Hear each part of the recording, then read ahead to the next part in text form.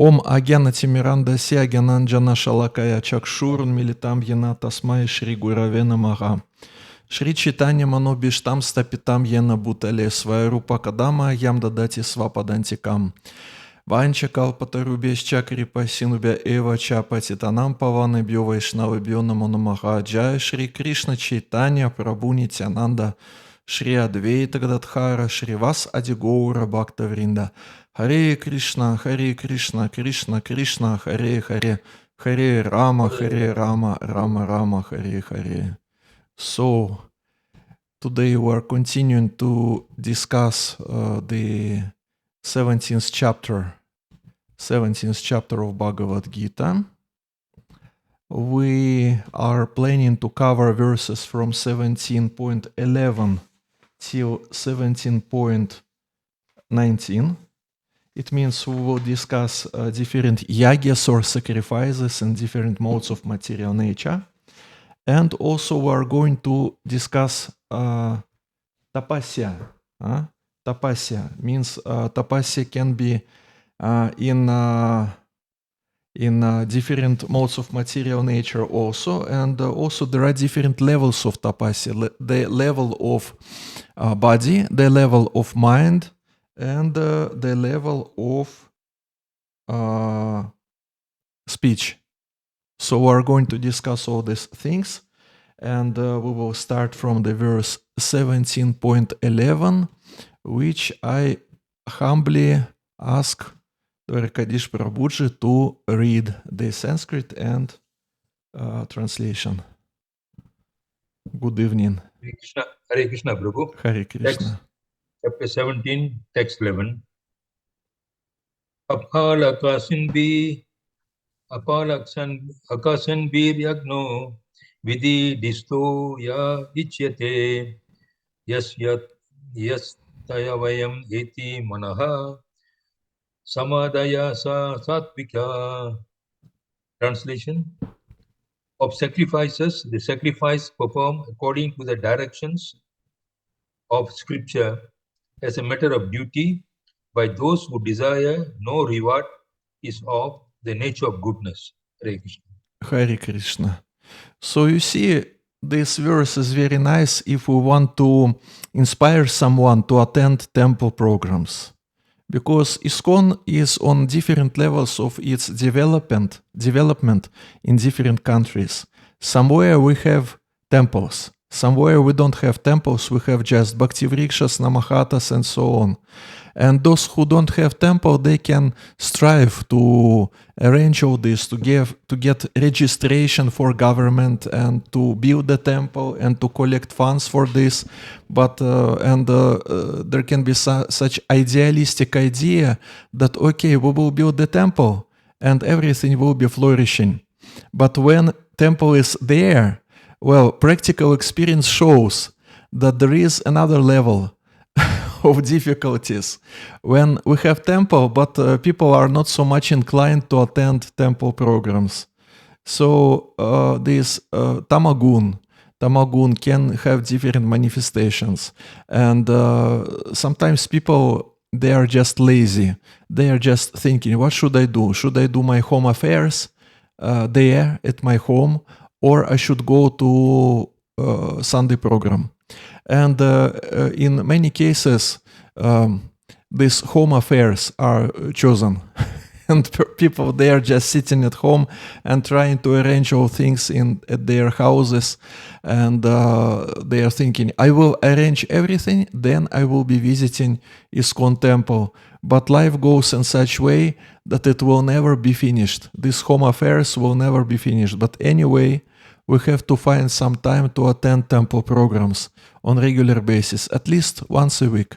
So here, in this purport, Srila Prabhupada writes that generally, they means rituals and temples in churches, they are performed with the purpose of material benefit, but that is not in the mode of goodness. One should go to a temple or church as a matter of duty, offer respect to the Supreme Personality of Godhead, and offer flowers and eatables without any purpose of obtaining material benefit. Everyone thinks that there is no use in going to the temple just to worship God. But worship for economic benefit is not recommended in the scriptural injunctions. One should go simply to offer respect to the deity. So we have this prominent and famous preacher in India, and his name is just let me check what is his name, because there are some more preachers who have almost similar names. Okay, his name is Chaitanya Charan.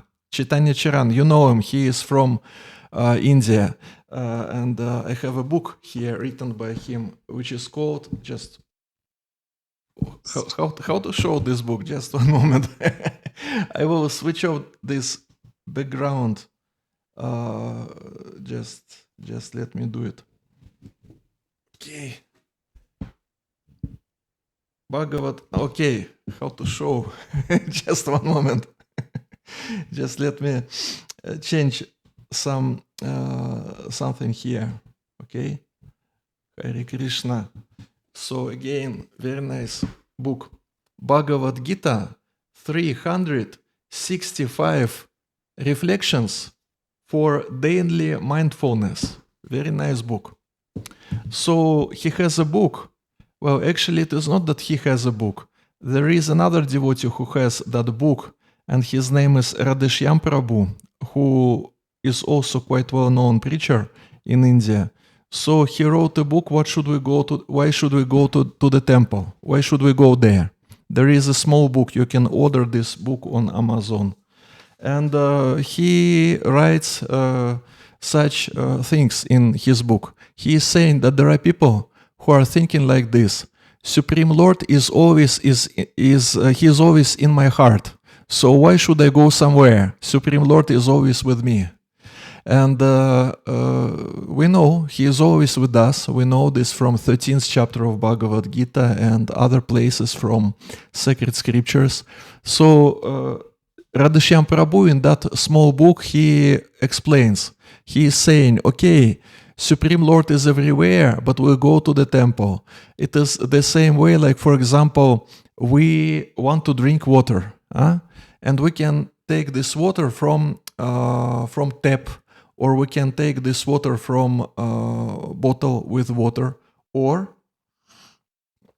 the same way like Supreme Lord is everywhere, the same way water is also everywhere, because in the air which we're breathing, in the air also some humidity is there, means water is also there. So if you wish to drink water, just get this water from the air. Just try to extract it. There is some percentage of humidity of in the air, so just extract it from there. So the difference is that Supreme Lord is everywhere, it is really so, but if someone wants to make spiritual advancement, he has to drink real water. He has to go to Vaishnava Sangha, to temple, to ISKCON temple. He has to get association, Vaishnava association, and it will be much more powerful than our attempts to just to meditate on Supreme Lord who is everywhere in everyone's heart. It will be very much powerful.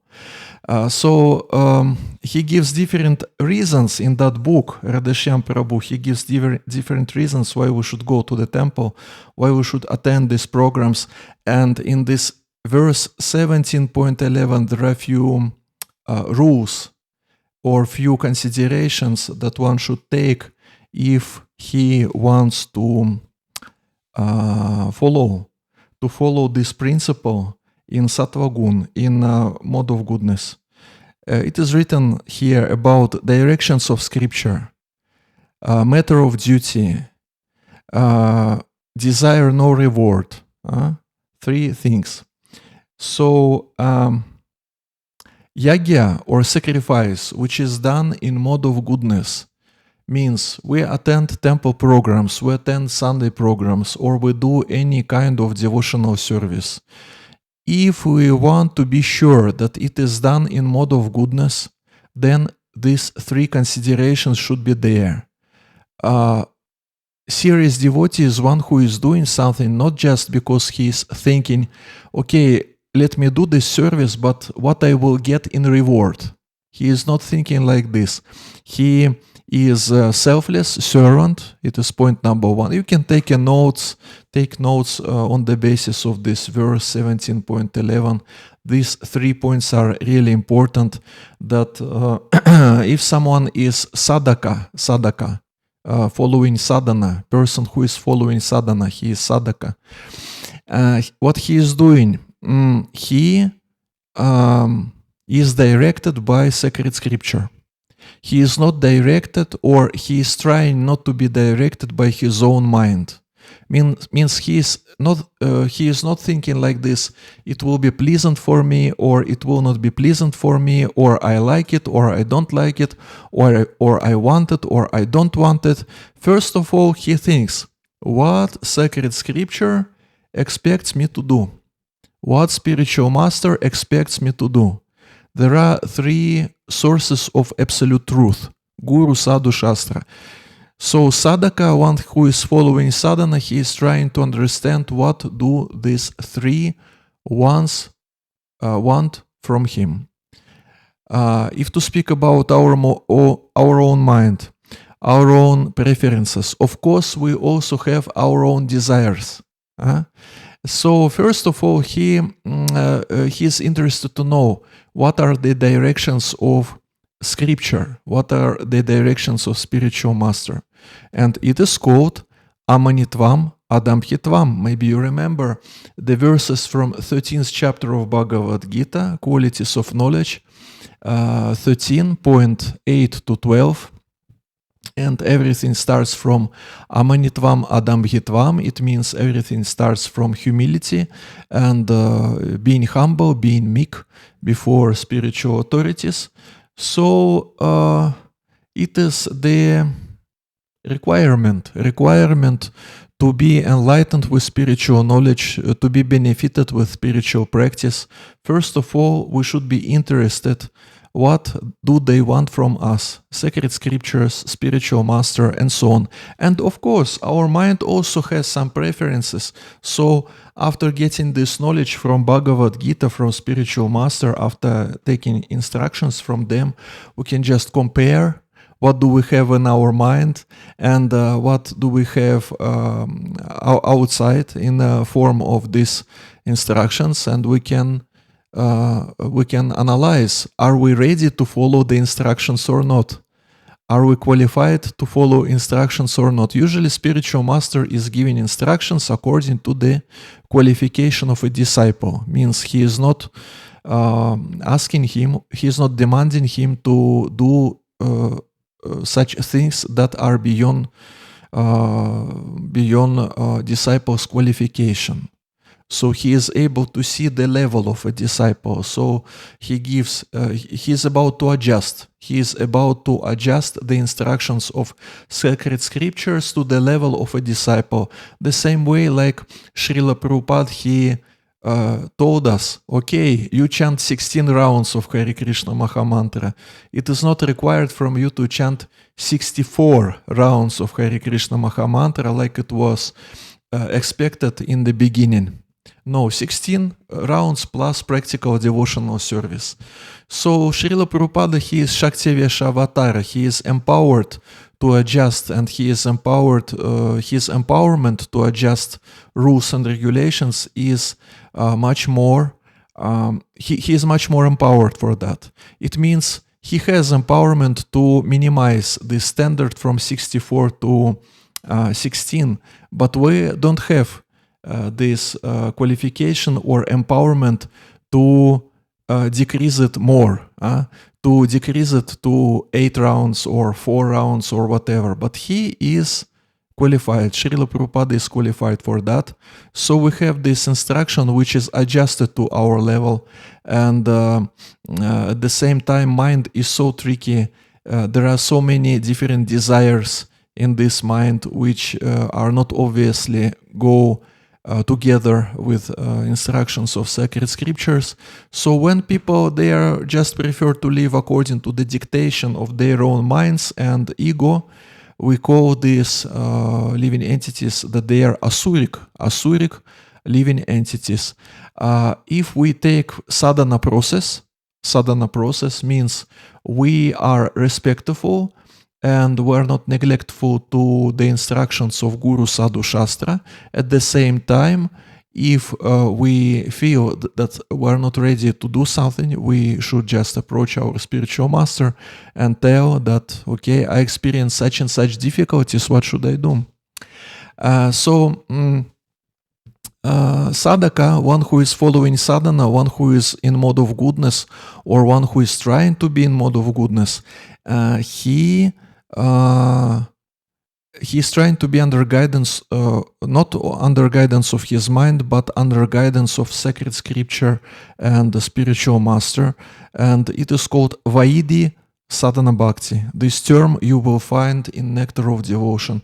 Vaidhi Sadhana Bhakti means regulated Sadhana Bhakti. Regulated means bhakti which is based not on spontaneous desire to serve Krishna, but on this feeling of duty, call of duty, and this desire to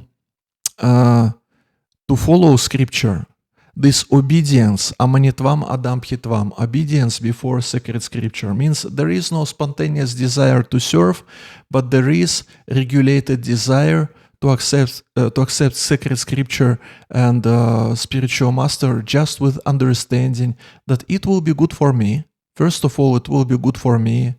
And also, there is a duty, means it should be done, means that sadhaka is not one who is whimsically thinking that let me do this or let me do that just because I like it.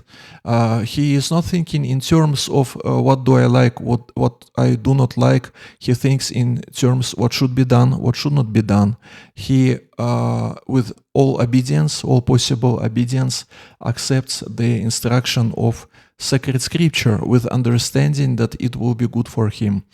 Of course, mind will protest and mind will be screaming, what you are doing? I have my own desires. Why you are neglecting me? Why you are neglecting my demands? Mind will be screaming. So there is happiness in three modes of material nature. It will be mentioned in next chapter of Bhagavad Gita, 18th chapter of Bhagavad Gita. And happiness in mode of goodness is one when we experience this to be like a poison, and then we experience this like to be like a nectar. So it is normal. First we have to tolerate a little bit. And if we are directed by scripture, if we are not directed just by our own preferences and our own mind, well, spiritual life, it is such process that tolerance and patience are needed because it is not that this process will be always pleasing. It will be pleasing, but it will be pleasing later on. First we do some tapasya, then we are rewarded by Supreme Lord with some satisfaction which we feel inside. But it is not that this process is blissful from beginning to end. Sometimes we have to struggle, and one who is in mode of goodness, he is ready to pay such price. So three things are here. One prefers to be directed by scripture because he knows that it will be good for him.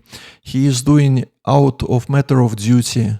How we can develop this feeling or this call of duty in our hearts? Very simple, by meditating on such austerities which Srila Prabhupada went through while he was trying to preach Krishna consciousness outside India, because he had to take a lot of struggles before he established ISKCON.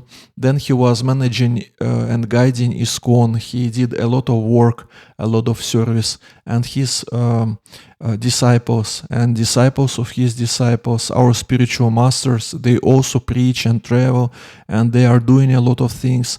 And just by observing their example, this feeling can be can come out in our heart that also let me do something nice for this movement, for this ISKCON movement, because they are already doing a lot and I'm not on their level to do such great things, but something small I can do on my level, something I can do. So this feeling of duty, that we are under guidance of spiritual master, under guidance of Srila Prabhupada, and we cannot repay this debt according to our Vedic culture, Vedic understanding. We cannot repay, but it is ordered to us and prescribed to us to put some efforts to repay, with understanding that we cannot repay. Understanding that we cannot repay should be there, but attempts to repay also should be there. And what does it mean to put endeavors and to make attempts to repay? It means we should preach. We should preach Krishna consciousness. We should take part in this preaching mission directly or indirectly, and it will be our attempts to repay, because this mercy is given to us, this spiritual taste is given to us. What we are doing, we're just sharing this taste, realization, understanding, experience, this mercy with others, with understanding that we are not sources of this mercy. We didn't produce this mercy. This mercy is given to us, and if we are not egoistic people, then we will be sharing this nectar with others to make them happy. And it is the authorized way how we can do our attempts to repay to our spiritual masters, to repay this debt, which one can never repay. But anyway, it is prescribed. It is prescribed to put endeavors. Matter of duty, and also here it is written, those who desire no reward. It is standard. How to say? It is a standard characteristic of conditioned consciousness that person when he is planning to do something, he is thinking what I will get in reward, what I will get in exchange. The answer is you will get you will get spiritual taste, you will get mercy, Krishna will be satisfied, spiritual master will be satisfied, and Srila Prabhupada will be satisfied, devotees also will be happy. It is our reward. It is not materialistic reward, but it is also reward when we are able to make them happy, to make devotees happy, because they are related to Krishna, and Krishna also becomes happy when we serve to devotees. So those who are experienced and mature devotees, they not just serve, but they also, time to time, they express their gratitude to other devotees who engage them in devotional service. They express their gratitude to them because of their mercy they are engaged. And it is my privilege, they are saying, it is my privilege to serve, and thank you very much that you gave me this service. Means if person is conditioned, if he is under mode of passion, like we will be reading in the next verse, if he is under influence of mode of passion, he will be thinking, what I will get in reward. Those who are more sattvic, they understand, I will get the reward, but this reward is not some kind of money or material resources or prestige or respect or different other things or worship. The reward is special reward, metaphysical reward. It is not gross material reward, it is metaphysical reward. Means Krishna is happy, devotees are happy. And if they are happy, then my chance to grow spiritually increases. Because what does it mean to be blessed for devotional service? What does it mean to get benediction? Blessing in devotional service, it means I want to grow spiritually, I want to make spiritual advancement, but not only myself wants this spiritual advancement. Also, I know and I have some senior devotees who want me to grow spiritually, to make this spiritual advancement. If not only myself, but also devotees who are around me, and especially if some really elevated and exalted devotees, if they want so, then Super Soul, who is situated in everyone's heart, he will take their desires very seriously. Means this elevated devotee, he is meditating on us, on our spiritual benefit, and Super Soul is able to see this. And then, if these saintly people, if they want our spiritual advancement, then this spiritual advancement will take place. There is no doubt in this. It will take place. So reward it there. Just means be happy with your devotional service and with understanding that this reward you are already getting. Even Krishna, he told to gopis, "Na parayaham, I cannot repay you. Your devotion is so great, I cannot repay you. Just be happy with your own devotion. Just be happy with your own devotion." So it is not an approach in ISKCON when someone is trying to serve and waiting for some material reward. ISKCON is a non-commercial organization. And it is not that we are giving big salary to everyone. And means rewarded there, but it is metaphysical reward. And one can understand that this reward he gets if he develops this spiritual understanding in his consciousness, in his heart. So it is called sacrifice, which is performed in mode of goodness. Point number 1. The practitioner is directed by scripture. Point number 2, he is doing this out of as a matter of duty. And also you can put one note here. Point number 2, it is matter of duty, and it is also understanding that I myself, I will be benefited if I will be practicing this. I myself, I will be benefited spiritually. But again, we should understand properly what kind of benefit we are going to get. It is not commercial benefit, it is metaphysical benefit. Means we get much more and more well-wishers and friends here in ISKCON who wants our spiritual advancement and who are satisfied with our actions. And it makes us closer to Krishna, because Krishna, he told to Arjuna in Adi Purana, one is not my devotee, he is just declaring himself to be my devotee. My devotee is one who is a devotee of my devotee. It is the way how Krishna is trying to understand what is our mentality, what is there beyond, what is there, why we're acting like that or like this. Krishna, he is looking how devotees are reacting on our actions and how spiritual master is reacting on our actions. Spiritual master is Krishna's representative, and he is also devotee, so our attitude to devotees and our ability to satisfy them, and if we succeed in this, it is a reward. Because in eyes of Krishna, it is really important. It is really important. Means there is no material reward.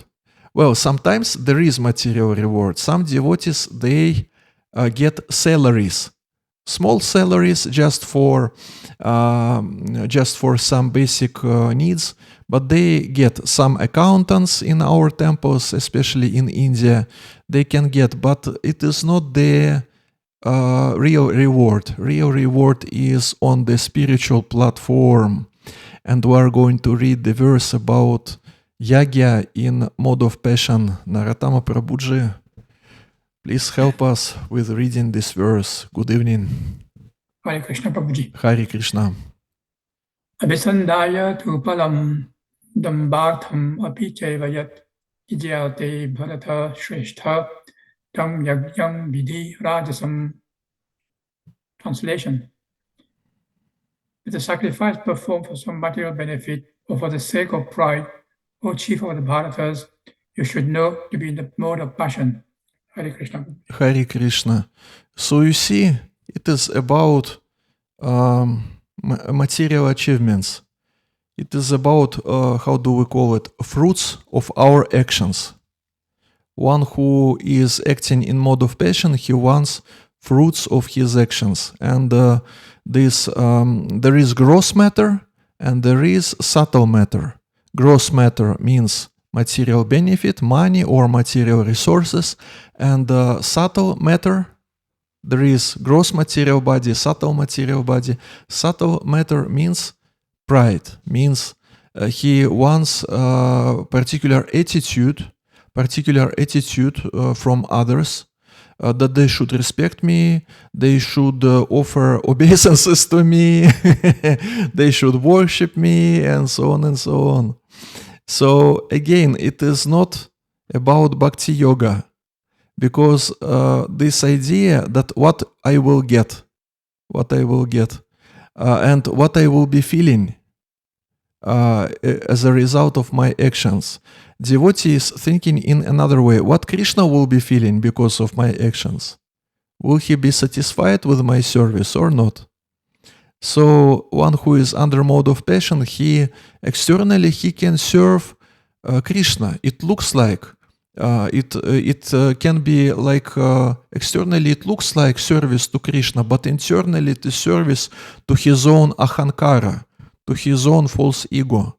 So Lord Kapila Dev very nicely explains this in third canto, 29 chapter, and here we get this knowledge. We first of all we will read the symptoms of devotional service in mode of goodness. Then we will read about mode of passion, and mode of goodness, which we already discussed. Lord Kapila Dev explains in such way: when a devotee worships to the Supreme Personality of Godhead and offers the results of his activities in order to free himself from inebrieties of fruitive activities, his devotion is in the mode of goodness. So it is one more symptom. You can put one more point in your notes regarding verse 17.11 that we already have read. We already wrote there about matter of duty, about direction of sacred scripture, about that he is not waiting reward. And also one more point here from this verse from Srimad Bhagavatam 3:29-10, that he is doing this to purify himself, to purify his existence. It is one of the reasons of yagya or devotional service in mode of goodness. Here we are saying that sacrifice or yagya equal to devotional service, equal to, because you see, Lord Rishabhadev, whom we already have mentioned in previous classes, he was speaking about tapodivyam, he was speaking about divine austerity, and basically he is saying that it is equal. He is speaking about austerity, but he is explaining that it is equal to the idea of devotional service in general. Or, for example, we're saying about Hare Krishna Mahamantra, we're chanting Hare Krishna Mahamantra, and it is Sankirtana Yagya. Yagya, sacrifice, and at the same time to chant holy names of the Lord, it is also devotional service. That's why we put these terms or these ideas all together. That sacrifice and devotional service, basically it is all the same. Anyway, we're sacrificing ourselves, we sacrifice energy, sacrifice time to do devotional service. So devotional service is a sacrifice. And the chanting of holy names, it is also sacrifice, because we use our time, our energy, different material resources in devotional service. It could be used in other way. It could be used for sense enjoyment. We could use the same time or the same energy for sense enjoyment or whatever, but we decided to use it in devotional service. It is so nice. So one who is performing devotional service in mode of goodness, he wants to purify his existence. Now we will be speaking about devotional service in mode of passion. So here Lord Kapila Dev in the verse 329.9, he explains how it goes. The worship of deities in the temple by a separatist, separatist, with a motive for material enjoyment, fame, and opulence, is devotion in the mode of passion. So Srila Prabhupada is using here word separatist. Separatist is there in the verse 329.9. It is this term, Pridhak Bhava. Pridhak Bhava means separatist mentality, or it means, he gives very simple definition, very simple explanation here in the purport. A separatist is one who sees his interest as separate from that of the Supreme Lord. Because of the influence of mode of passion. For a practitioner, there is difference. He is distinguishing between what do I want and what does Supreme Lord wants. For a devotee, especially for pure devotee, it goes all together. The mentality of a pure devotee is such that let me first know what spiritual master wants from me, what Krishna wants from me. Then, because I have a desire to satisfy them, then naturally their desires will become my desires. And it will be nectar for me and happiness for me to serve them. But those who are under mode of passion, they build a wall between the desires of Supreme Lord and their own desires. This characteristic is very typical for one who is under mode of passion.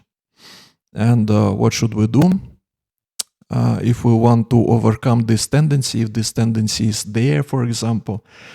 Well, sadhusanga. Sadhusanga is always important, because if we will be having association of sincere devotees who are dedicating themselves to devotional service for many years, and they have faith. They have faith. First of all, they have faith in this metaphysical reward, that the most important reward which I will be getting because of my devotional service is that Krishna, Srila Prabhupada, and spiritual master will be satisfied. They have this faith. They also have faith that this and mentality that these interests should not be separated, and that the very idea of Bhakti Yoga is that Krishna and spiritual master and Srila Prabhupada, they have particular desires or particular plan regarding us. And our life will become perfect if we will be able to synchronize our life and our desires with those desires and plans that spiritual master, as a representative of Krishna, and Krishna himself, what plans they have for me. If we will be able to synchronize it, then it is perfection of life. It is the idea of Bhakti Yoga. Bhakti Yoga means connection with Supreme Lord, based on Bhakti, based on love, sincerity, and devotional service with love and sincerity. Selfless devotional service. So sadhusanga is really important because if we want to progress spiritually, we should maintain this level of consciousness, our level of consciousness, this understanding that it is really important to believe in this metaphysical reward, to synchronize our desires with Supreme Lord, to dedicate our efforts, to give our time, energy dedicated to devotional service, and so on and so on. So, if we want to progress spiritually, we should associate with those who are fixed, in this understanding of life. Question. Okay, question. Yeah. How do I understand the word separatist? Because we are householders, grahastha. We are also working outside for a long time in a day, something like that. Yes. We are not full-time devotees of putting everything in Krishna consciousness. So does that mean that it's considered as a separatist? Does it mean what? Does it mean what?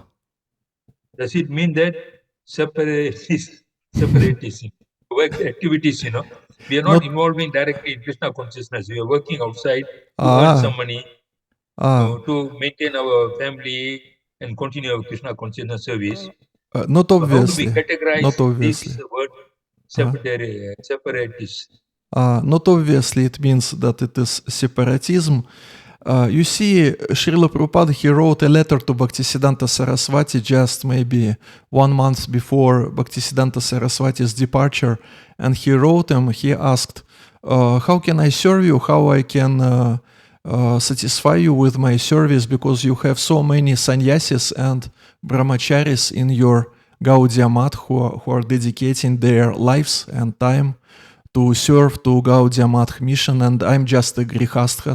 So he asked the same question to Bhaktisiddhanta Saraswati, like you are asking now, what should I do? How can I serve you? And Bhaktisiddhanta Saraswati, he repeated the same instruction that you should preach Krishna consciousness in English language outside India.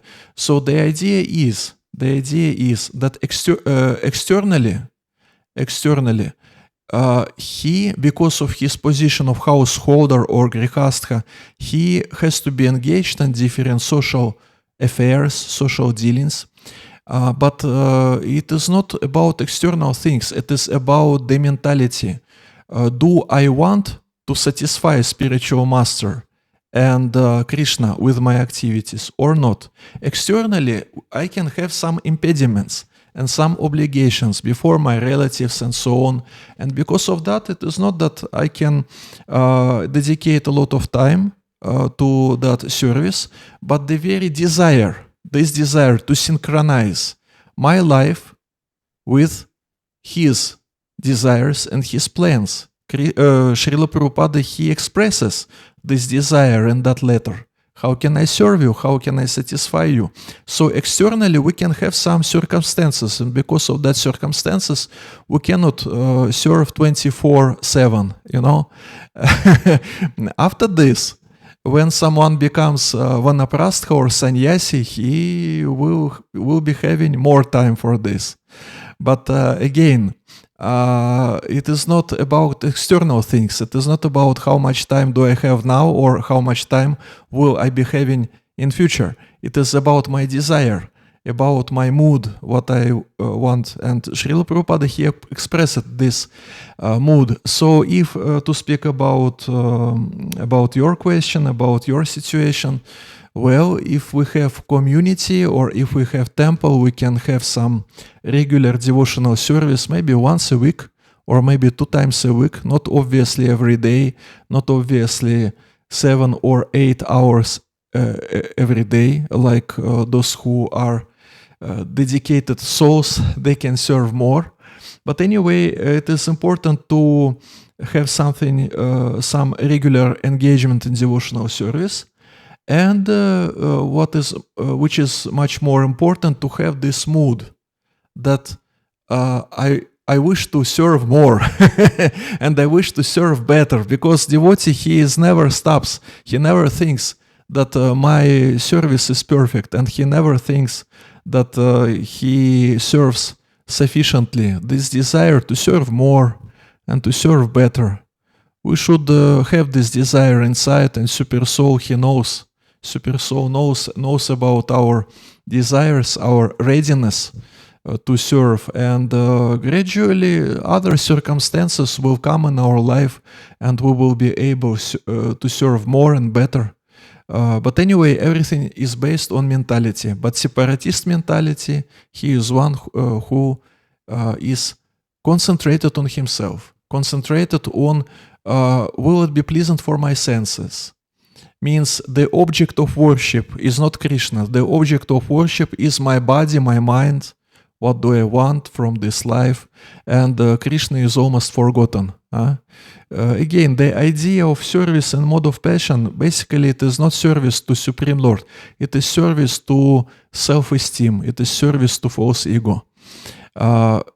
And again, the practitioner, if he is under such mode of material nature, it is not that he always able to see this contamination in his consciousness. That's why sadhusanga, again, sadhusanga is important because sadhusanga works like a mirror. You can look in the mirror, and if we are in association of devotees, we can see, we can feel our imperfections, and they will also give us spiritual strength to accept and to accept these imperfections, because out of false ego it is difficult to accept these imperfections. To accept these imperfections and to have strength to work on these imperfections, to do something with this. That's why sadhusanga is really important. Sadhusanga of those who are dedicated to devotional service. Does it answer on your question? Yes, Guru. Hare Krishna. Oh, Hare Krishna, Dvarkadish Prabhuji. Bhakti Priya Madhavi Mataji. Yeah.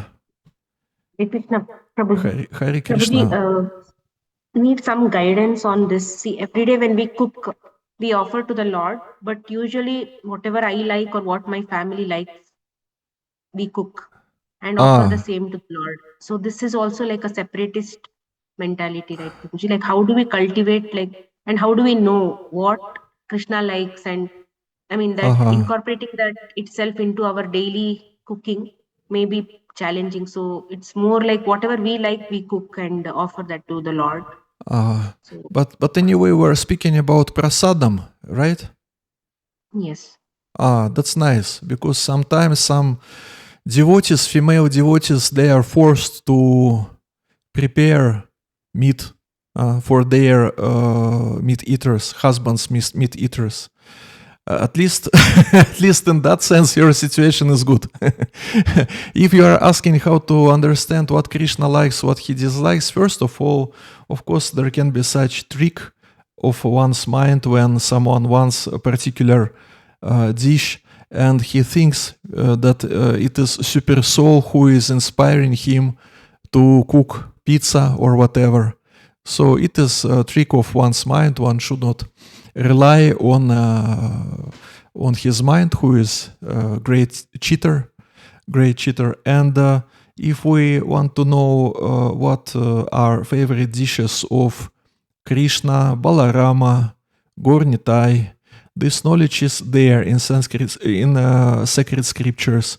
In Chaitanya Charitamrita, we can get to know that Sri Chaitanya Mahaprabhu very much likes shak, for example, or there is description of favorite Krishna's dishes in Krishna book, in Srimad Bhagavatam 10th canto, in that part when Brahma Vimohana Lila is about to start. This Lila when Lord Brahma is going to steal coward boys and calves. So they are sitting, eating, and what they are eating, it is listed, described, and so on and so on. But if we will be eating only Krishna's favorite dishes, maybe we will get diabetes or something else. So we should balance. There is simple food, standard food like khichdi, sabji, halava, chapati, and so on, standard, this Vedic standard given by Srila Prabhupada. So it is normal. And if some of our relatives, they want particular dish, and if it is veg, if there is no onion, garlic, then why not? Why not? But if they want, it can be cooked and offered to Supreme Lord if it is not, if there is nothing prohibited in ingredients in this food. The only point is that we should not think that if I want something, if I have a feeling that I have to take particular foodstuff, it obviously means that Supreme Lord is inspiring me from within, that it is Super Soul who is trying to inspire. Not obviously. It is. It can be just our own desire. Does it answer on your question? Yes, Prabhuji. So slowly, what you're saying is like maybe gradually we will probably reach that kind of level where we are able to fully from heart cook for Krishna, because at least for me this is not happening. I've been cooking whatever my family likes and what I like. Okay, Yes, okay. Do you have a temple in your city? yes, Prabhuji. That's great. Well, if you have some experienced cooks who are cooking for, let's say for 10, 15, 20 years and more, and have particular mood, you can just go and assist them, and just by being engaged by serving conjointly, you can get their taste, their mood. It is great secret of devotional service. We should just find someone who expresses qualities that we wish to develop, and we should serve him or her somehow, and then it will help us. It works. It is universal principle. Mm-hmm. Okay, Hare Prabhuji. I'll try Krishna. that. Thank you. Hare Hare Krishna. Krishna. Okay. So separatist mentality means that, well, that someone is too much concerned and concentrated on his own mind, ego, senses, and so on and so on. And because of that, there is no interest to serve Supreme Lord. Basically, service in mode of passion, it is service to our own conditioned nature, to our own ego, and so on and so on. How we can, how we can expose ourselves, how we can expose ourselves, how we can understand that we have such contamination just by associating with those who are really sincere. Then with their, in their society, we will be able to feel our insincerity or some contamination or whatever. We will be able to feel it. And now we are going to read verse 17.13. Mataji Bhakti Priya Madhavi, would you like to read? Hare Krishna, Prabhuji. Hare Krishna. Vidihinam ashrishthanam mantrahinam madakshinam shraddha viharitam yagnam tamasam parichakshate. Okay. Translation by Srila Prabhupada. Any sacrifice performed without regard for the directions of scripture, without distribution of prasadam, spiritual food, without chanting of Vedic hymns and remunerations to the priests, and without faith is considered to be in the mode of ignorance. Hare Krishna. Hare Krishna. So again, what is the difference between sacrifices and goodness? Goodness, passion, and ignorance. In goodness, they are directed by Shastra out of duty. In passion, it is directed by false ego and this pridhak bhava or separatist mentality. Because of that, separatist mentality, it is also manifested in form of such belief that I myself, I better know what to do. I myself, I better know how to act, what to do, and so on and so on. Don't give me instructions. Don't give me instructions. I myself, I'm really smart. It is also pridhak bhava. It is also the attempt to build the wall between ourselves and those who are trying to help us. And if to speak about sacrifice in mode of ignorance, it is sacrifice which has no understanding, no goal, no clarity why it should be done, and no faith, no clarity. So Krishna is saying that it should be done, this sacrifice, proper sacrifice, should be done according to the scripture. There should be chanting of Vedic hymns, remuneration to the priests should be there, faith should be there, and prasadam should be there. Very practical point. If we organize spiritual program, we have traditional rules, traditional, how to say, there is traditional way how to conduct spiritual program in ISKCON. It contains 3 things: kirtan, class, and prasadam. And now just imagine there will be somewhere a Sunday program, but no prasadam. No prasadam. Means tamasic Sunday program. Sunday program should be there. Chanting of Vedic hymns should be there. Means Hare Krishna Mahamantra should be there. And knowledge, philosophy should be there.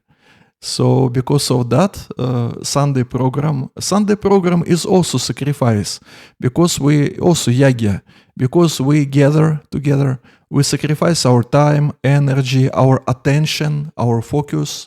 We're sitting and trying to listen the speaker attentively, right? Trying to listen attentively, right? It is also sacrifice. We're trying to focus our mind. And this Sunday program contains Vedic hymns, means Hare Krishna Mahamantra.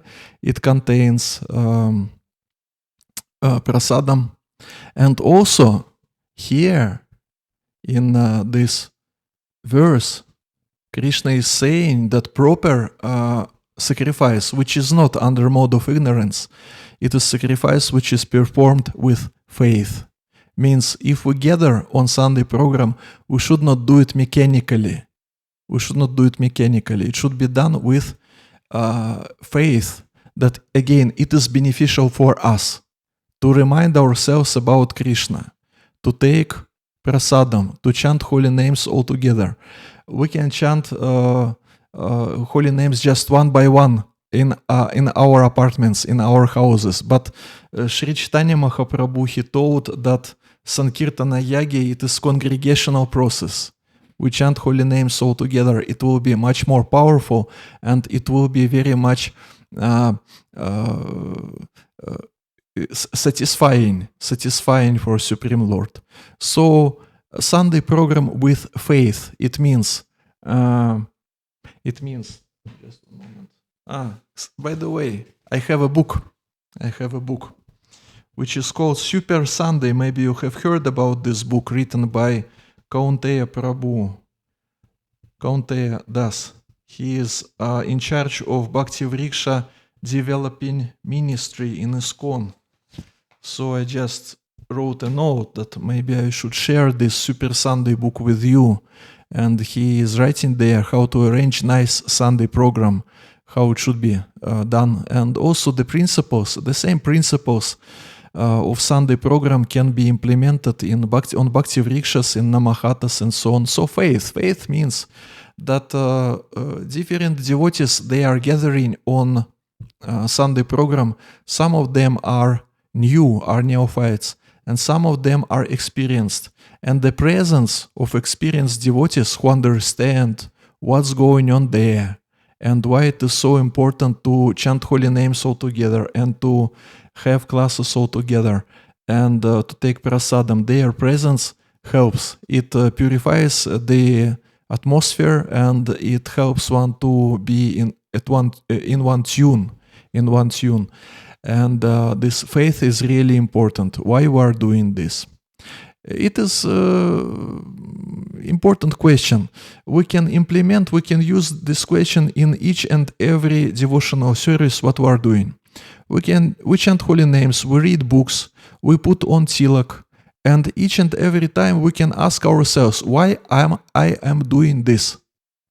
Because otherwise, and just reminding ourselves that tilak, what is the meaning of tilak, and why we read books, why it is helpful, and why do I take prasadam? It helps one to become more mindful and conscious, And it means that we are just trying to switch on our faith, our understanding, why we are doing this or that. It is good habit to remind ourselves about the meaning of what we are doing. Otherwise, our activities gradually can become ritualistic and mechanical. So faith is really important. And remuneration to the priests are important. Sometimes we have Ishtagoshthis in our temples and we express gratitude to the devotees who are trying their best in their devotional services. We are saying our thank you to our cooks, pujaris, and so on. And we develop this culture of maryada or respect. We should be respectful to each other. It is also one of the symptoms of tamasic yagya or tamasic sacrifice when there is no respect. There is no respect between people. So respect also should be there.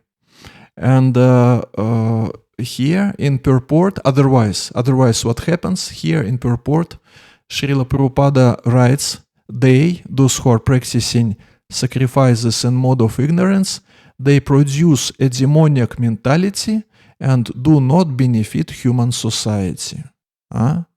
Means it is the way of degradation. If there is no faith, there is no spiritual food, there is no Vedic hymns, there is no direction of scripture, there is no remuneration to the priests. Means there is no respect to each other. So we should be conscious regarding our spiritual programs that we are conducting. We should be conscious that everything is there. And now Dwarkadish Prabhuji is going to ask the question, right? Hare Yes, Krishna. Prabhu. The word remuneration, Prabhu. When we are also doing programs in Deva's temple, demigod's temple, we do give prasadam. We also chanting and give class. But it's a Deva temple. The remunerations, how to work out? To whom do we give? That I do not know. I don't attend demigod temples. Or just to give a senior devotee over there? And why? Well, usually it is given to priest. But you see, one of 26 qualities of a devotee, this list is given by Sri Chaitanya Mahaprabhu. The Tatastha Lakshana, or the most important quality of a devotee, is Krishna Eka Sharanam. He takes shelter of Krishna only. So that's why I'm interested. Why should we visit demigod temples? Why should we do it? Maybe we should not do it. I don't know. For preaching purpose, Prabhu. For preaching purposes. Purpose. Then you please tell us, how do you preach in demigod temples? How you are doing this? What is your way to do it? How you are doing this? There are many. They are all neophyte devotees. It's kind of a congregational chanting. So we just assemble over there as a group, and then we just do the chanting, and then we do Bhagavad Gita class, and after that prasadam. Bhagavad Gita class in demigod's temple? Yeah. ISKCON program in non-ISKCON temple, right? Yes. Preaching purpose. What about priests of these non-ISKCON temples? What do they think about this?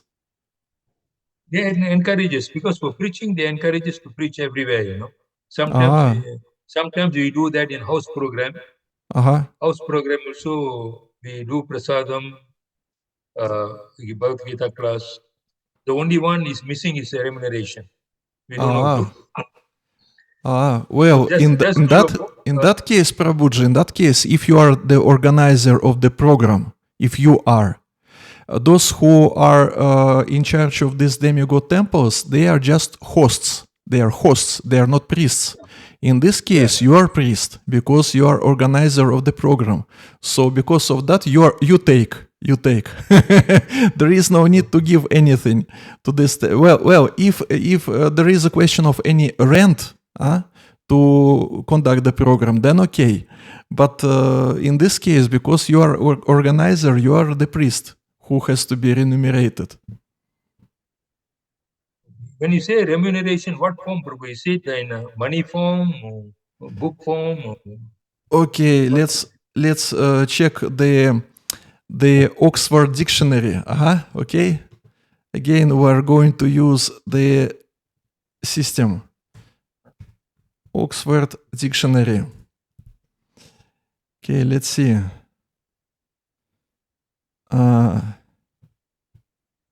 Remuneration, an amount of money that is paid to somebody for the work they have done. Means it is only about money. Well, as far as I understand from you, those who are in charge of demigod temples, they do nothing. They just allow you to be at their place. If you have to pay something for rent, then okay. Okay. Otherwise, basically, there is no work from their side. If there is work, then okay. But looks like there is no work from their side. So means give it to the temple because we are utilizing their facilities. Also, by the way, you can feed them with prasadam. It will be very good for them. Yeah, we give prasadam. Hare Krishna. Hare Krishna. Bhakti Priya Madhavi Mataji. Yeah? Hey, Krishna Prabhuji, just wanted to know if you would have this Super Sunday soft copy, Prabhuji, you will share with us. Yeah, soft copy I have. It is in my files archive. I just wrote a note here in my notes. And means you want this book, right? Yes, Prabhuji. Okay, very great, very nice. I will send it to the Mataji who is in charge, who is our organizer. Okay, let's go further. Hare Krishna. Verse number 14. And Mataji Achyuta, would you like to read the verse? Hare Krishna. Hare Krishna Prabhu. Hare Krishna. Text 14. Deva Dvija Guru Prakya Pujanam Saucham Arjavam Brahmacharyam Ahimsa Cha Sariram Tapa Uchyate. Translation. Austerity of the body consists in worship of the Supreme Lord. The Brahmanas, the spiritual master, and superiors like the father and mother. And in cleanliness, simplicity, celibacy, and non-violence. Hare Krishna. Hare Krishna. So now the next three verses, including this one, are about levels of austerities, on which levels it can be performed. Body, mind, and speech. Simplicity. Where is this simplicity? Just let's see. Where is this simplicity? Looks like there is no simplicity in this purport. Anyway, okay. So this worship of the Supreme Lord, the Brahmanas, the spiritual master, and the superiors like father and mother are really important. And regarding this subject matter of worship, we have few examples. One of this example is, just let me find this verse. It is here in the 4th canto of Bhagavatam. 4th canto, 9th chapter, which is entitled Dhruva Maharaja Returns Home. So Dhruva Maharaja, as we know from his story, he has got particular instructions from Narada Muni. Narada Muni told them to worship Supreme Lord, to meditate on his form. And Dhruva Maharaj, he took this instruction so seriously that the whole universe could not breathe because of his austerities. And Supreme Lord himself had to come before him, before Dhruva Maharaj, to stop this austerity. So, and Dhruva Maharaj offered him his obeisances. Srimad Bhagavatam 4:9-2. The form of the Lord, which was brilliant like lightning, and in which Dhruva Maharaj in his mature yogic process was fully absorbed in meditation, all of a sudden disappeared. Thus Dhruva was perturbed and his meditation broke. But as soon as he opened his eyes, he saw the Supreme Personality of Godhead personally present, just as he had been seeing the Lord in his heart. And what he decided to do? when Dhruva Maharaja saw his lord just in front of him, he was greatly agitated and offered him obeisances and respect. He felt flat before him like a rod and became absorbed in love of Godhead. Dhruva Maharaja in ecstasy looked upon the Lord as if he were drinking the Lord with ice, kissing the lotus feet of the Lord with his mouth, and embracing the Lord with his arms. Interesting story, right?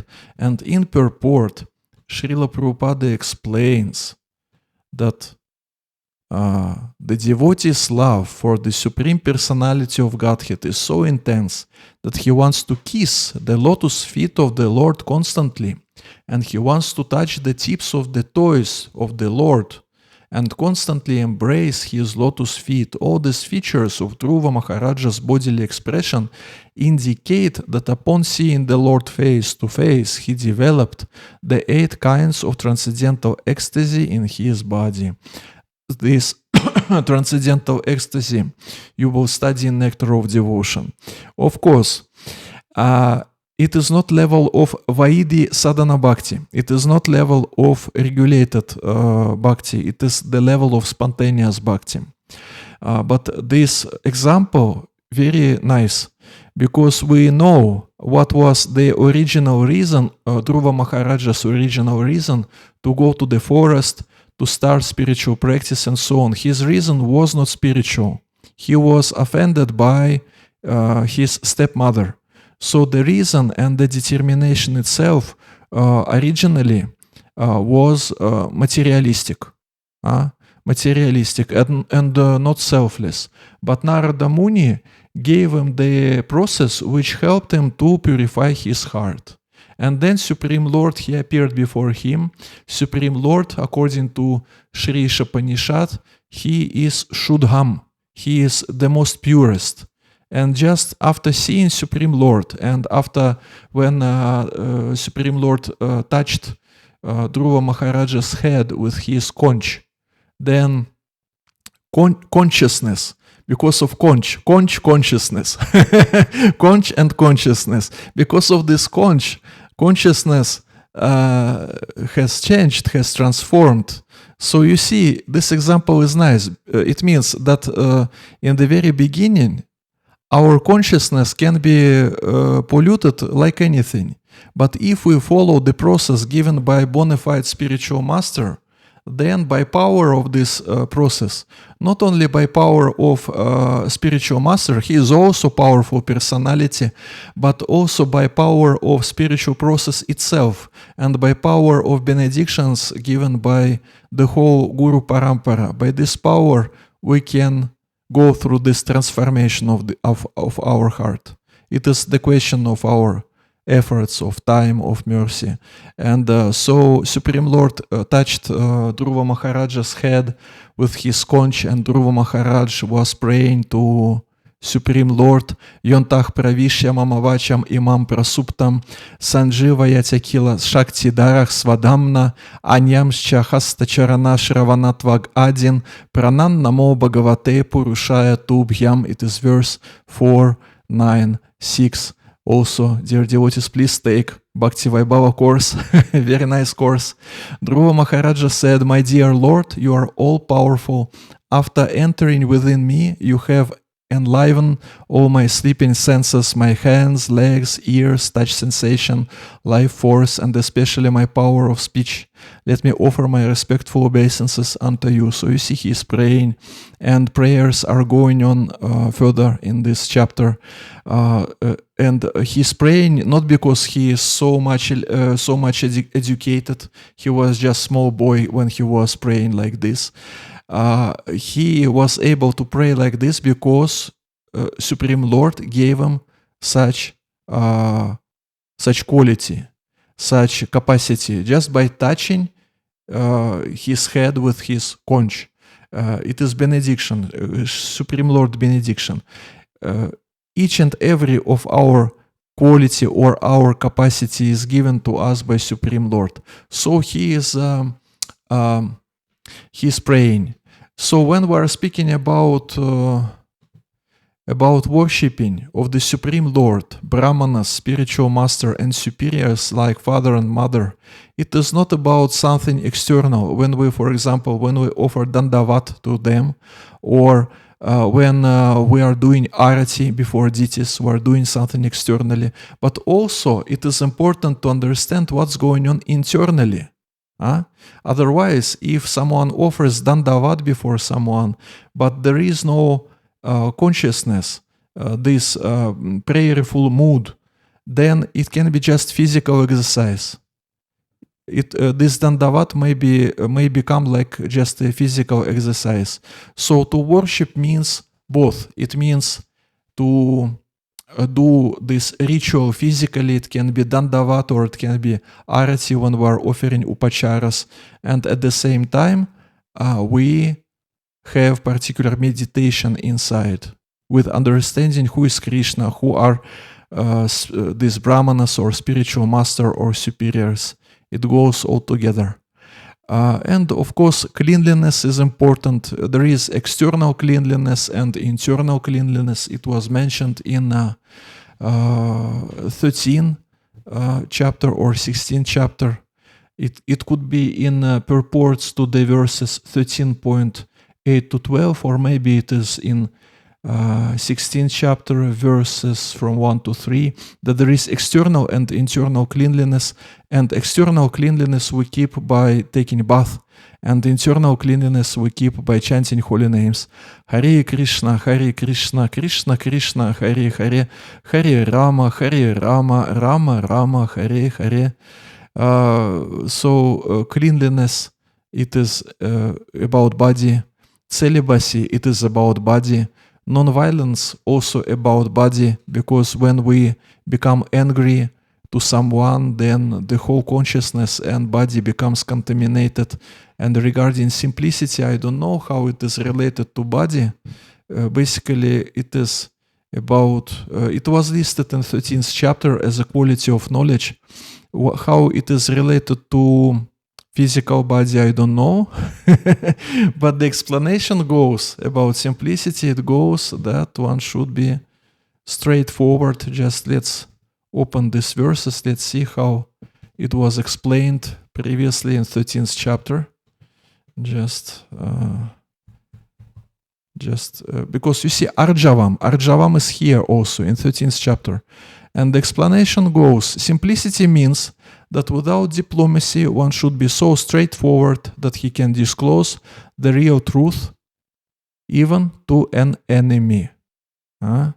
Such explanation is given here. Of course, we should be practical. How you are going to implement it in your life, you can consult with some authorities. But anyway, simplicity, it is about, somehow it is here in the list of austerities of the body, but looks like it is related to speech, it is related to mind also. Somehow Krishna put it in the list of austerities of the body. I don't know why. Sorry, I don't know. And I don't know where I can find the answer. Okay, we're going to the next verse 17.15. And Mataji Manju Bashini Vishnu Priya, please kindly read this verse.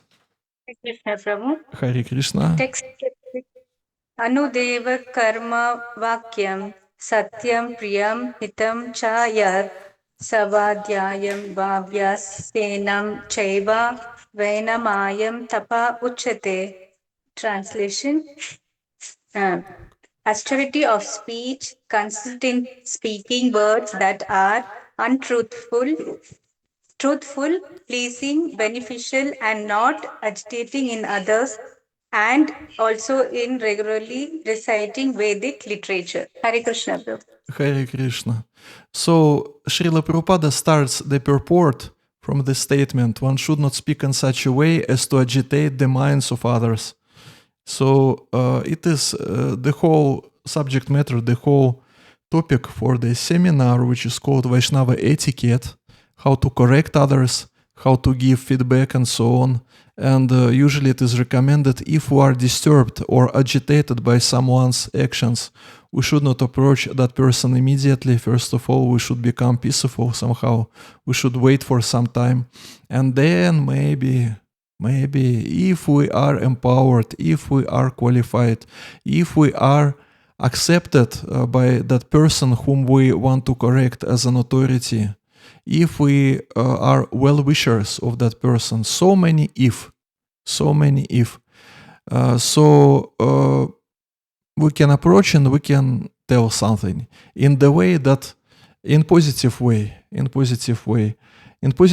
means, you, dear Prabhuji or dear Mataji, you are so nice. You have so many good qualities, such and such qualities. And if you will be doing this or that, you will become even more better. That's all. It is the formula. It is the formula of good feedback, positive feedback. That is also the tech. Sorry, Prabhu. That is also the technique of preaching new people. Uh-huh. That is also a technique we can use for preaching to new people. Yes, of course. Yes. This particular way of correcting others is meant for those who want to become better. Those who think that they are already perfect because mode of passion are influencing on them. These people are hardly corrected. But anyway, somehow by Krishna's arrangement, all our imperfections will go away if we are in the process of devotional service, if we are practicing. So one should not speak in such a way as to agitate the minds of others. So should we agitate the minds of others or not? Yes and no. Because if we are speaking about our dealings with devotees, we should be nice with them, we should not disturb. At the same way, this preaching activity can be really disturbing for many people, especially for those who are Asuric people. It means we will not be able to avoid this agitation. We will be disturbing others anyway. It is just the part of preaching activity. So what should we do?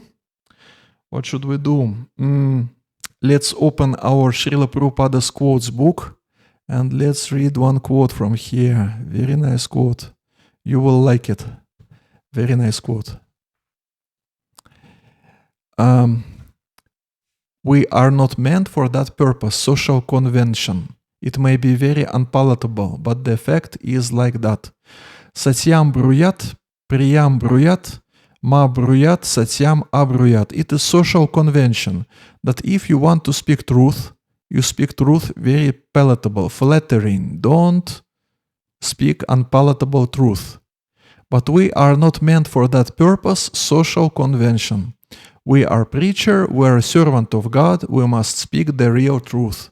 You may like it or you may not like it, but that is godless civilization cannot be happy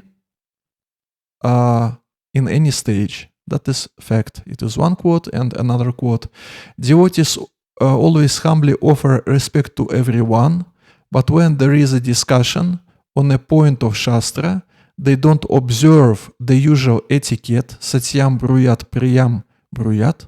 They speak only the satyam, although it may not necessarily be priyam. It may not be necessarily be pleasant for others. By the way, to whom he is writing this letter from France in 1976 to Sumati Morarji. Looks like the same Mataji who gave him the ticket on Jaladuta, right? Sumati Morarji. Looks like it is the same Mataji. So he explains the principle of preaching. And we can see from Srila Prabhupada's books that Srila Prabhupada, following standards of Bhagavatam policy, he uses such words like rascals, dogs, hawks, camels, asses, and so on, cows, monkeys, and for someone it can be unpleasant. But anyway, he is doing this, and but anyway, it is accepted. It is accepted. Why? Because he is not just criticizing this godless civilization, but he also has love to all the living entities. He understands that they are spiritual souls, parts and parcels of Krishna. Purnachandra Maharaj, he is Srila Prabhupada's disciple, he was giving an analogy to explain how this work, which is done by spiritual master, how it should be done. He explains that there are people who are making pots, P-O-T. They are making pots from, how do we call it in English? Glue, right? From what? You mean clay, Prabhu? Clay? Clay, yes, clay. Thank you. So the way how they are doing this, or maybe some of them they are doing pots from metallic pots. So they are using. He is explaining like this. They are preparing some half-made item, and then this master has to give this item particular form of a pot. So what he is doing, he takes a hammer, you understand, right? Hammer. Hammer. Hammer. Hammer. Thank you very much. He takes hammer, he puts his hand inside this half-made item, and then he hits this half-made item in such a way that gradually this item will become like a pot. So Purnachandra Maharaj, he gives this analogy to explain that spiritual master, he is acting in such a way. He also can give such some chastisement, some criticism, all these words like rascals, karmis, mlechchas, yavanas, cows, dogs, camels, asses, and so on. But at the same time, the hand is inside this half-made item. And why he puts this hand? Just to protect this item from being destroyed. The same way, spiritual master, he can tell some strong words, but he should love living entities as spiritual souls in such a way that spiritual souls will be able to feel it. And if they understand that they are accepted on spiritual level, and then all these words can be digested by those who are chastised. It works like this. It is not that preaching, it is only about chastisement, about chastisement done out of fanaticism. Some people, they think that preaching activities is like this, just to chastise those who don't believe in Krishna, those who are not like we are. But it is not the process. So there is one article written by Bhaktisiddhanta Saraswati Thakur. This article is entitled The Sadhu and the Knife. The Sadhu and the Knife. Basically, this article is written by Patita Pavana Das Adhikari. He is also Srila Prabhupada's disciple, if I'm not wrong. But the quote from that article written by Bhaktisiddhanta Saraswati is also here. So where this quote? Just let me find this quote. Yes, it is the quote from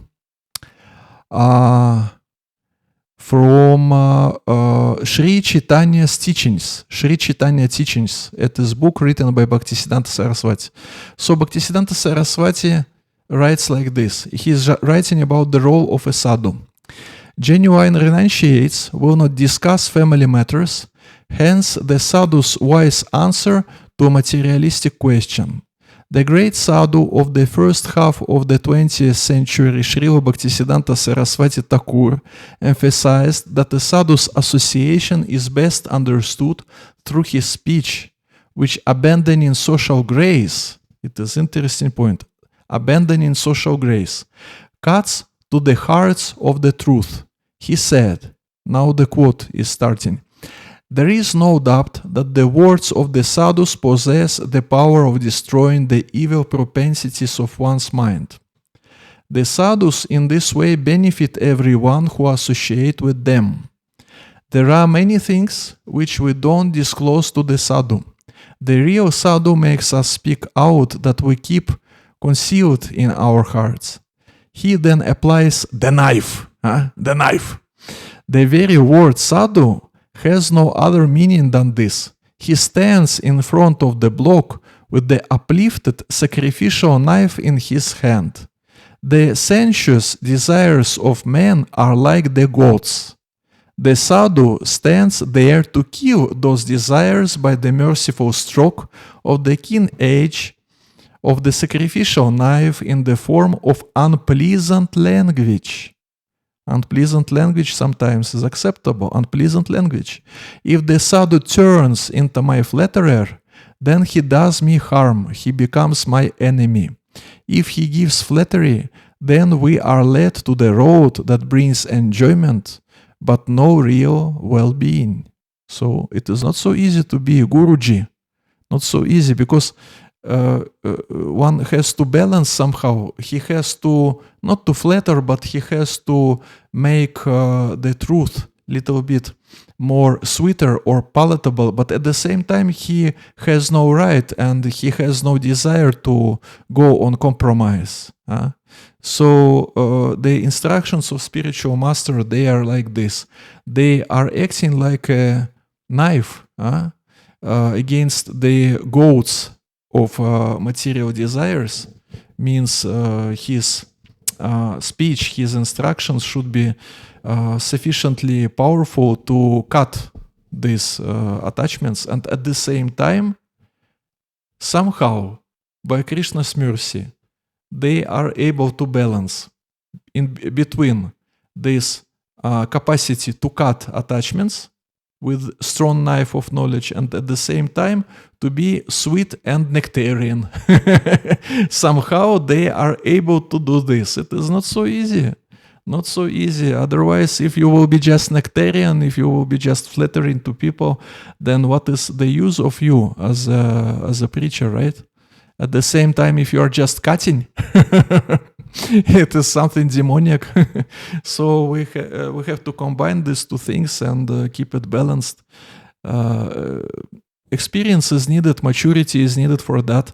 Again, the same answer on the same question, like Bhakti Priya Madhava Mataji was asking about cooking, the same way will answer about preaching.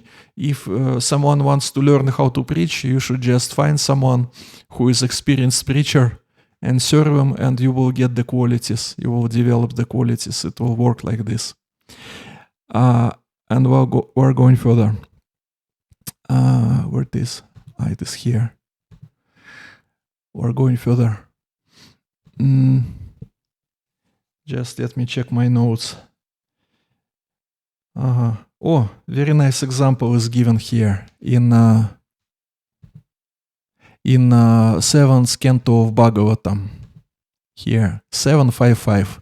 Prahlada Maharaj is answering on Hiranyakashipu's question. Hiranyakashipu has asked him, what did you study at school? What did you like most?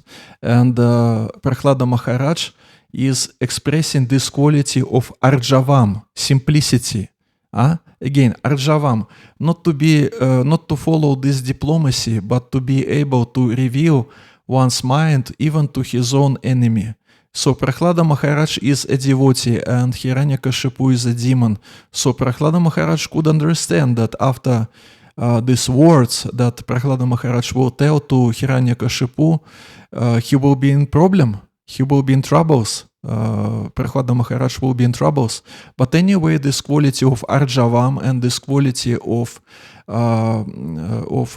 to be straightforward, this quality is there. 7, 5, 5. Prahlada Maharaj replied, O best of the Asuras, king of the demons, as far as I have learned from my spiritual master, any person who has accepted a temporary body and temporary household life is certainly embarrassed by anxiety because of having fallen in a dark well where there is no water but only suffering. One should give up this position and go to the forest, Vana. More clearly, one should go to Vrindavana, where only Krishna consciousness is prevalent, and should thus take shelter of the Supreme Personality of Godhead. Hiranyakashipu was not pleased with such instructions. He was not pleased. He told, thus is the intelligence of children spoiled by the words of the enemy. It was his response to... So he was not happy, and he was trying to kill Prahlada Maharaj in many ways. We know this story. So, again, austerity of speech. Truthful, pleasing, beneficial, not agitating others. Also, it is regularly reciting Vedic literature. This point is also important. Austerity of speech means to recite Vedic literature. It means if we are speaking about devotional service or about ISKCON or about Prabhupada and so on, it would be very nice if our words will be based on Shastra. If we will be able to say that it is not my words, but it was stated by Prabhupada in such and such purport, such and such verse, or it is said by Krishna and so on. And you are going through Bhakti Shastri course.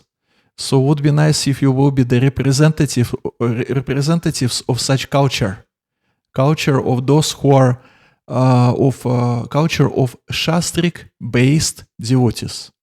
Shastric-based devotees who are not just speaking on the basis of their own opinion, personal opinion, or maybe even speculations, concoctions, and so on, but everything is based on Shastra. It would be beneficial for others. It will be very secure for our own spiritual life. It will be pleasant for Krishna, for spiritual master, for Srila Prabhupada also. It is austerity of speech when our speech is based on Shastra. For that we have to read these books regularly, otherwise how it is possible to remember what is written in the books. In Kali Yuga, our memory is so weak memory, so that's why we have to read these books again and again and again and again. And we have verse 17.16, and we'll be asking Mataji.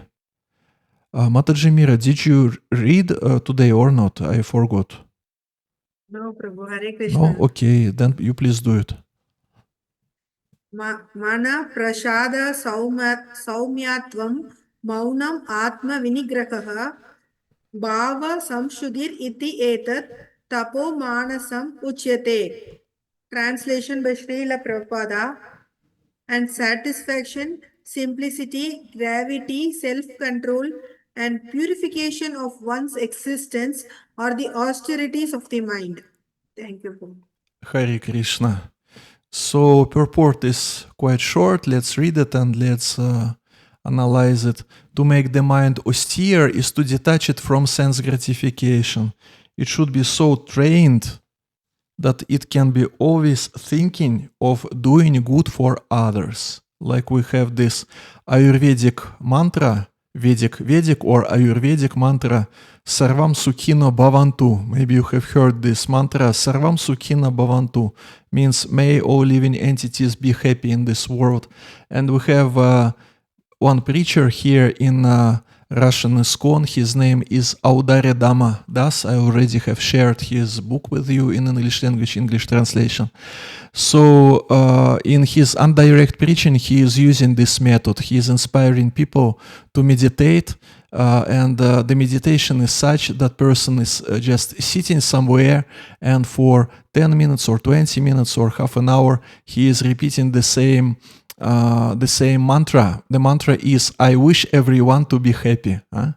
I wish everyone to be happy. It is, and then naturally a person feels that his life becomes a little bit more sattvic than it was, because there is such setting by default, which is in one's mind, that living entity is inclined to think about his own personal benefit, which is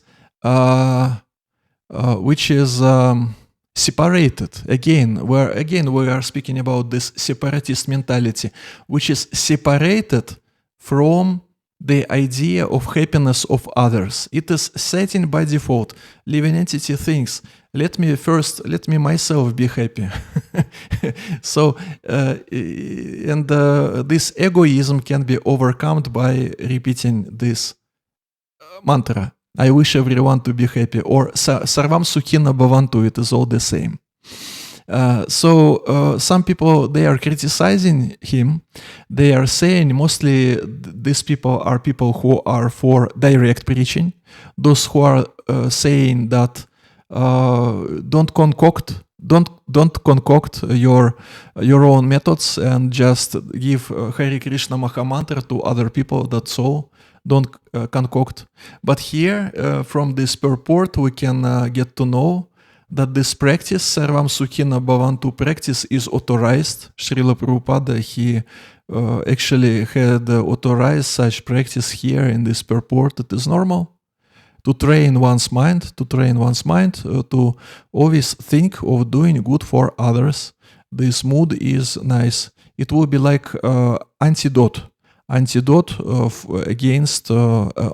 for this pridhak bhava, or separatist mentality, or this inclination to think that my happiness is the most important thing, and how other living entities will be living, I don't care about this. The best training for the mind is gravity in thought. One should not deviate from Krishna consciousness and must always avoid sense gratification. To purify one's nature is to become Krishna conscious. Satisfaction of the mind can be obtained only by taking the mind away from thoughts of sense enjoyment. Again, it is interrelated. It is setting by default. If we are not thinking about doing good for others, naturally we will be thinking about our own personal benefit, and this direction or concentration or focus of our mind, it is basically focus about sense enjoyment. It is about sense enjoyment, about what makes me happy and satisfied. So this Vedic culture inspires and encourages one to be not too much concerned about our own comfort and happiness and so on. Of course, we have a right for our own quota of sense enjoyment in our life. Comfortable room. I see you are sitting in comfortable rooms, and electricity is there, and likely you have sufficient foodstuff in your fridges, right? In fridge, you have foodstuff, everything is good. So some quota of sense enjoyment, of some comfort is given, that's okay. But again, Vedic culture is about that. Don't think about your own sense gratification and your own comfort. Think about other living entities also. So it is austerity of the mind, which is mentioned here in this verse. The more we think of sense enjoyment, the more the mind becomes dissatisfied. In the present age, we unnecessarily engage the mind in so many different ways for sense gratification, and so there is no possibility for the mind's becoming satisfied. Mind is not satisfied because it is paradox. Mind becomes unsatisfied or remains unsatisfied because living entity is trying, he puts extra efforts to satisfy his mind. The more extra efforts are there, the more dissatisfaction is there. Because again, we are living here in material world in this atmosphere of asat, achit, nirananda. Maybe you have heard about these words, right? Asat, achit, nirananda means absence of sat, chit, ananda, of eternity, knowledge, and bliss. So the more living entity is trying to satisfy himself with different material resources, the more frustrated he becomes. The more frustrated he becomes. Like those who are, for example, poverty-stricken, they can dream, oh, I will become very much happy when I will buy new furniture in my apartment, in my room. But if someone is really from material point of view is nicely situated and everything is there, but there is no purpose of life, there is no understanding of purpose of life, but from material point of view, everything is arranged. Someone is situated very nicely. This emptiness, this feeling of emptiness is guaranteed. One will be feeling this emptiness because no one can satisfy himself just with with furniture or new car or different other manifestations of gross matter. It is mythology of materialistic, godless, demonic civilization that you buy more and more, you consume more and more, and you will become happy. You buy these cigarettes or you buy our alcohol.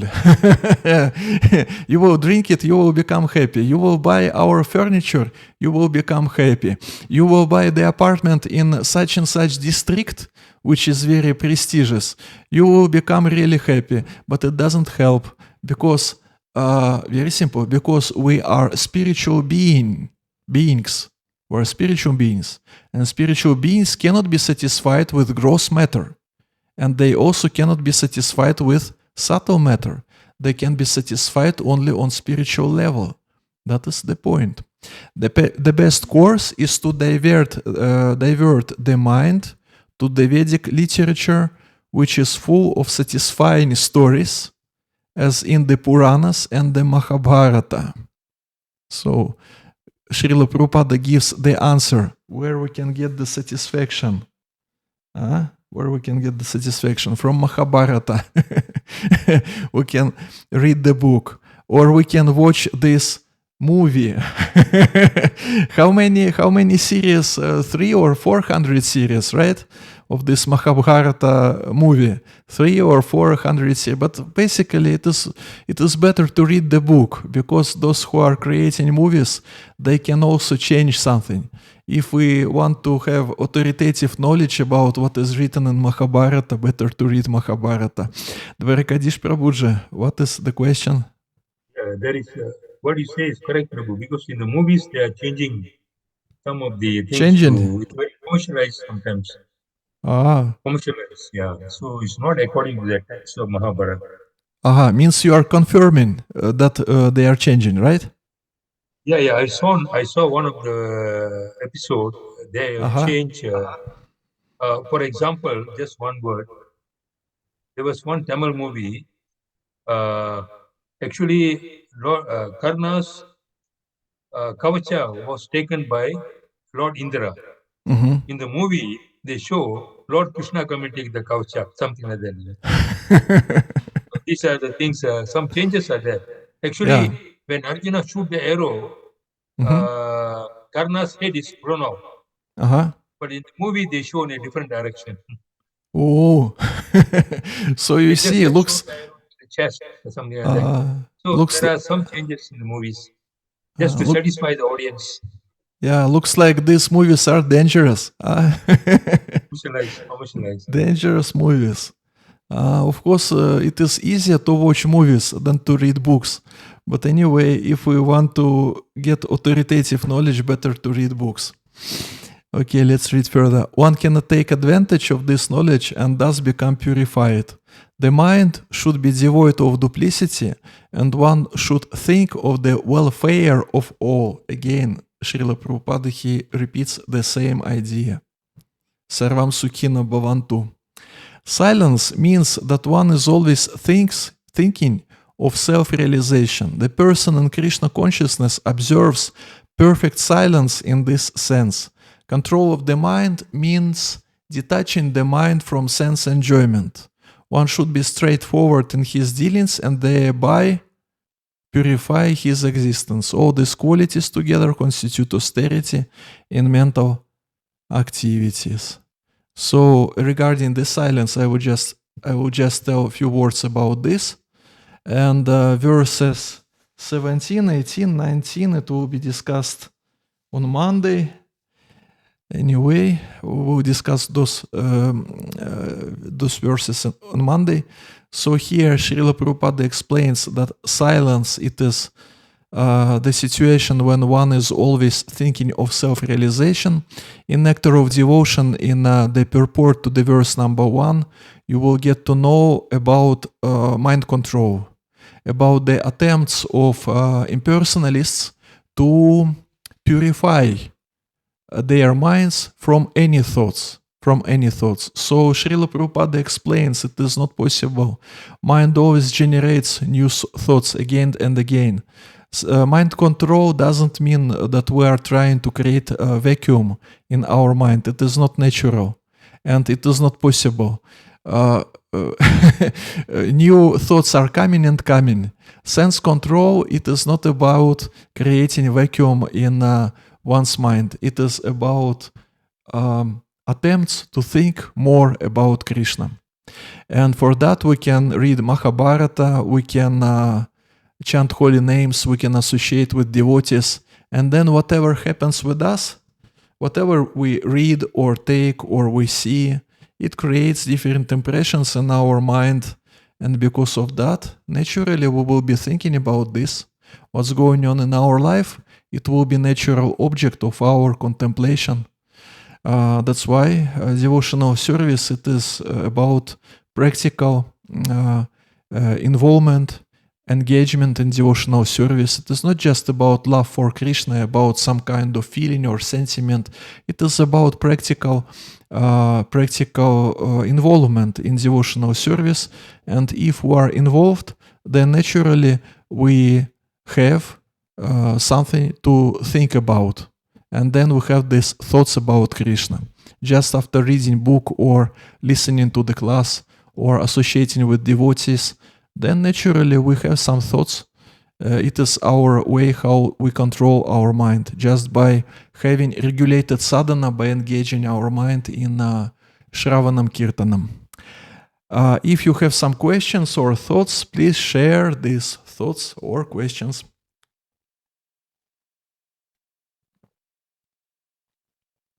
Hari Hari Bol.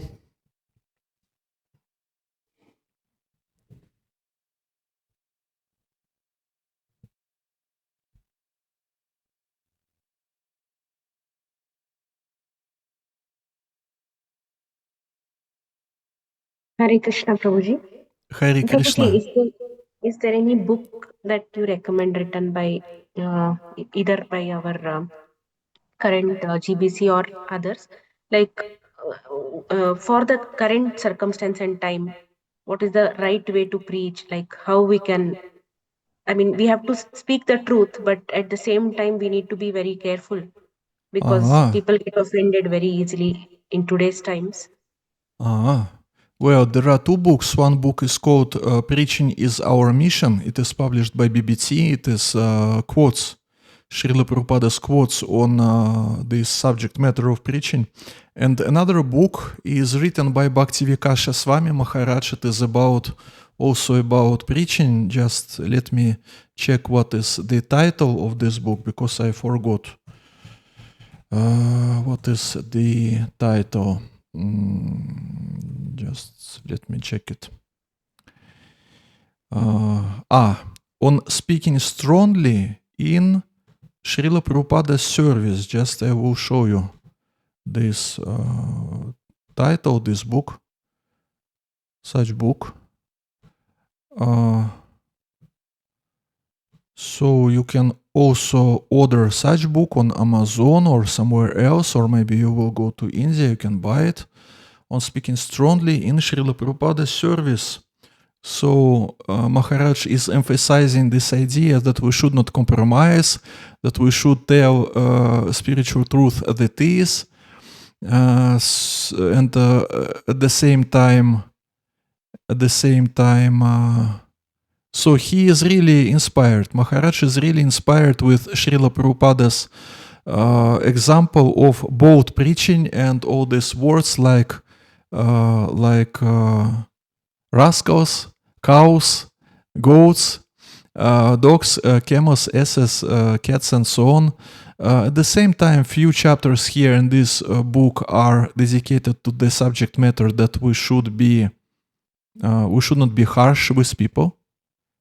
So looks like he is balancing here, that he uses quotes where Srila Prabhupada is emphasizing the importance of both preaching. At the same time, there are other quotes where Srila Prabhupada is saying that we should be normal, we should not be harsh. So you can order this book, but again, it is not about books, it is about experience. It is about experience, it is about association and service with those who are preaching. And especially if we are speaking about different countries, India is one situation, Malaysia is another situation. CIS means Confederation of Independent States. It is new title from ex-USSR. CIS. In CIS, the situation is another. So anyway, we cannot avoid association with those who are preaching and to serve them and to get their blessings and to learn from them how to preach. But books are good. So these two books I can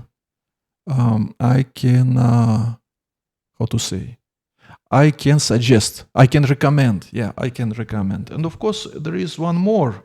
It is also compilation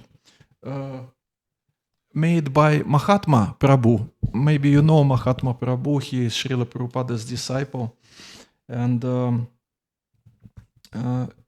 also I will share this book through the organizer with all of you. And the book is entitled something like How to Become a Successful Preacher. How to Become a Successful Preacher. It is also based on Srila Prabhupada's quotes and some of experience of Mahatma Prabhu. Many quotes that are in Mahatma Prabhu's compilation are there in Preaching is Our Mission book also, but it is arranged in different way. Two different books, it is arranged in different way, with different accents. So, okay, Super Sunday and... It also, Hare Krishna Prabhu, it also depends on time, it also depends on time, circumstances, situation, and the audience to whom we are preaching, in class. Yeah, that's right. That's right. Yeah. Because you see, to we are understand... not compromising, but Yeah. sorry, Prabhu. We are not compromising, but we must be very palatable to give the words towards the Yeah. audiences to absorb them, something like that. For example, in our country, we use the word devas instead of demigods. Mhm. The word, I don't know, some or other people don't like the word demigods. So we use devas.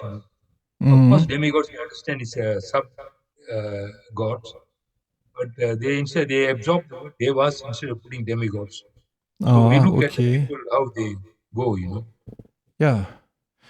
Because you see, Mataji, that is the point, that we have quotes. We have both quotes of Srila Prabhupada where he emphasizes importance of bold preaching, and we have quotes where he explains that we should be soft and sweet and humble and so on. And at the same time, to implement all this, the Viveka Shakti, discrimination power is also needed.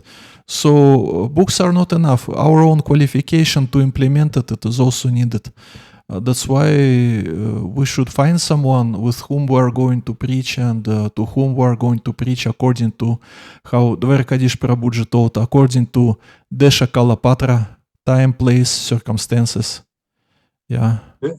Especially, Prabhu, when we do the preaching in a Deva temple, we are very careful by using the words. In our temple, ISKCON temples, we are okay because they are all devotees, they can understand.